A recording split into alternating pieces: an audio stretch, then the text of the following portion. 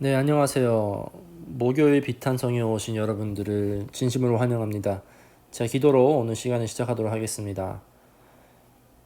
하나님 감사합니다. 우리가 오늘 말씀 통해서 하나님을 더욱더 알아가고 우리의 영적인 눈과 영적인 마음을 열어주셔서 교회가 무엇이고 하나님께서 기뻐하시는 교회가 무엇인지 더욱더 배워가고 알아갈 수 있는 시간 될 수 있게 주님께서 인도하여 주시옵소서. 이 모든 말씀 예수님 이름으로 기도드렸습니다. 아멘. 네, 우리가 오늘 함께 볼 말씀은 고린도전서 3장 16절부터 17절입니다. 고린도전서 3장 16절부터 17절. 짧은 두 구절이지만 우리가 함께 여기에 담겨져 있는 하나님의 마음을 더욱더 알아가는 시간이 되길 소망합니다.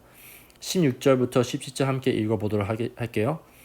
여러분은 하나님의 성전이며 하나님의 성령이 여러분 안에 거하신다는 것을 알지 못합니까? 누구든지 하나님의 성전을 파괴하면 하나님께서도 그 사람을 멸하실 것입니다. 하나님의 성전은 거룩합니다. 여러분은 하나님의 성전입니다.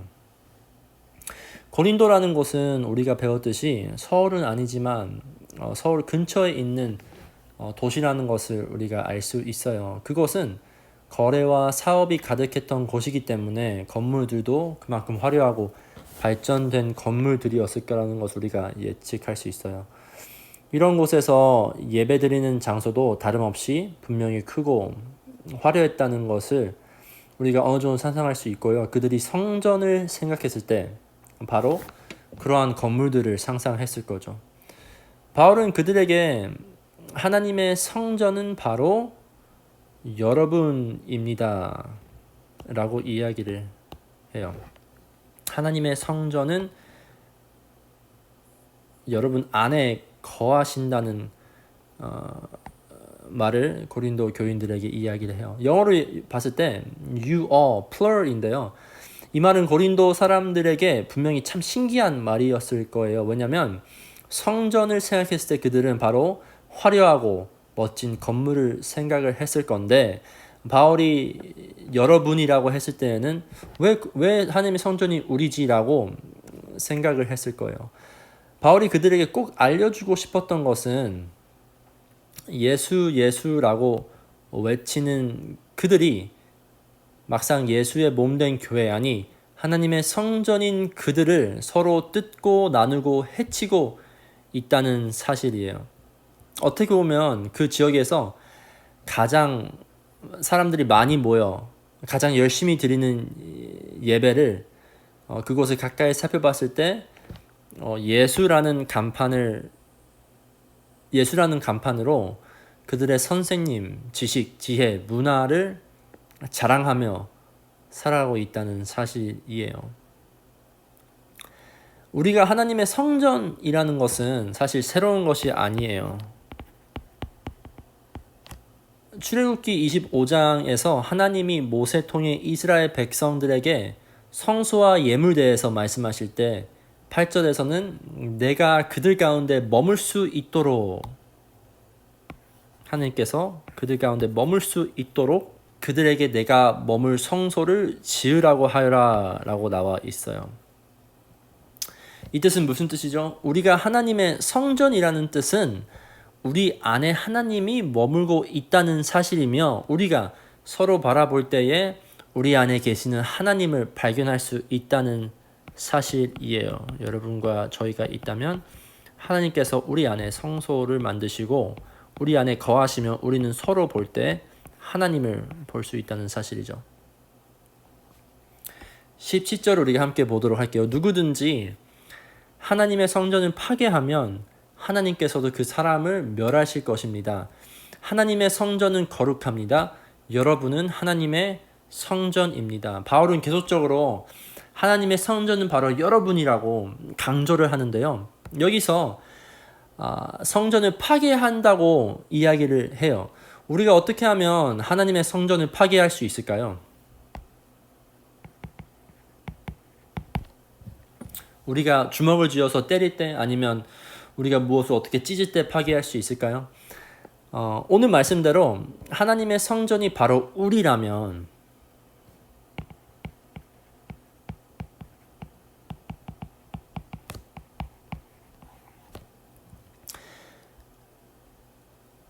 건물이나 목사가 아니라 하나님의 공동체 여러분이라면 어떻게 성전을 파괴할 수 있을까요? 요즘 현대 교회를 파괴하고 사탄이 흔한 방식으로 사용하는 것은 바로 우리의 말이에요.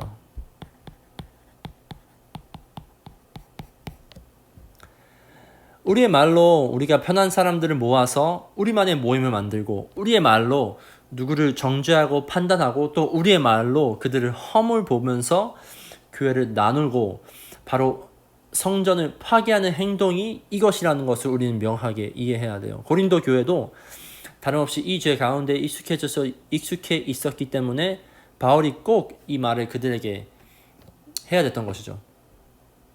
이 문제는 사실 멀리 있는 문제가 아니에요. 혹시 우리 교회 예수님이라는 멋진 간판을 세워서 우리의 연봉, 직업, 우리의 차, 우리가 살고 있는 집, 이것으로 서로를 비교하고 서로를 뜯고 해치고 있지 않는지, 더 나아가서 작은 방식으로 해치고 뜯고 있지 않는지 우리가 살펴봐야 돼요. 에이, 전도사님, 우리가 조금 말을 한다고 뭔 문제예요? 너무 심각한 거 아니에요? 이런 질문을 분명히 할 수도 있어요. 하지만 마지막으로 바울은 하나님의 성전이 거룩하다고 말을 해요. 어떻게 보면 이것이 오늘 말씀의 가장 중요한 문장이라고 볼 수도 있어요. 우리는 하나님이 거룩하다는 사실을 잘 알고 있어요. 특별히 비탄성을 통해서 하나님의 성막이 무엇인지, 그리고 그것을 만들 때에 얼마나 엄하고 정확하게 만드는 과정이 있는지, 또한 그것을 보면서 하나님의 거룩이 무엇인지 우리는 조금 알 수 있어요. 하나님을 화나게 하는 것은 바로 이 거룩함을 더럽히는 것이에요. 막상 우리가 그 성막을 더럽힐 때 하나님이 분노하는 것처럼, 우리가 다시 태어난 하나님의 백성으로서 하나님의 성전이 속해져 있는 그 성전을 우리의 말로 더럽힌다는 것은 하나님이 그 사람을 멸하실 거라고 무서운 말을 하고요. 더 나아가서 그것을 납득하지 않는다는 사실이에요. 우리가 흔하게 생각하는 말, 별로 심각하게 생각해오지 않는 이것이 하나님께서 가장 싫어하시고, 이것을 보면서 그들을 심판하시고 멸하실 거라는 것을 우리는 분명히 기억해야 해요. 하나님의 성전은 무엇이죠?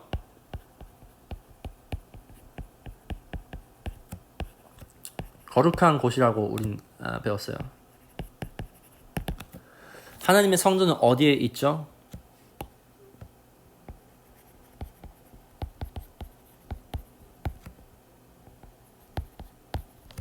바로 우리 안에 있다는 것을 우린 배웠어요. 그리고 하나님의 성전 왜죠?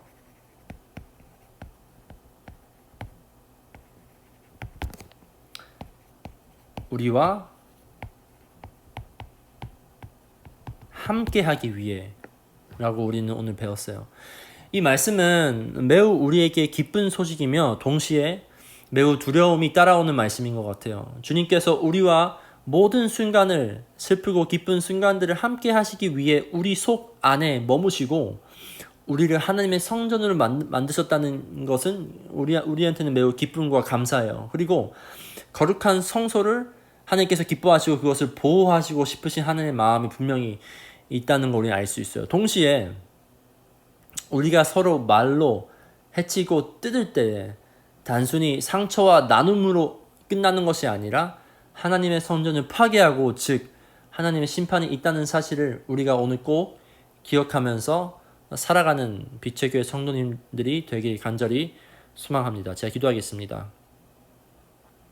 하나님, 우리 오늘 말씀 보면서 우리가 이전에 하나님의 성전을 단순히 교회, 단체 혹은 건물로 생각해왔다면 오늘 말씀을 통해서 바로 우리가 하나님의 성전이라는 것을 알게 하시고 우리의 영적인 눈을 뜨게 하셔서 우리가 서로 바라볼 때에 우리가 단순히 그 사람을 바라보는 것이 아니라 거기 안에 머무시는 하나님을 바라보면서 서로 대할 때 우리의 마음과 말투가 하나님께서 기뻐하시는 마음과 말투로 주님께서 변화되는 기적적인 일을 우리가 경험할 수 있게 주님께서 인도하여 주시옵소서. 이 모든 말씀 살아계신 예수님 이름으로 기도드렸습니다. 아멘.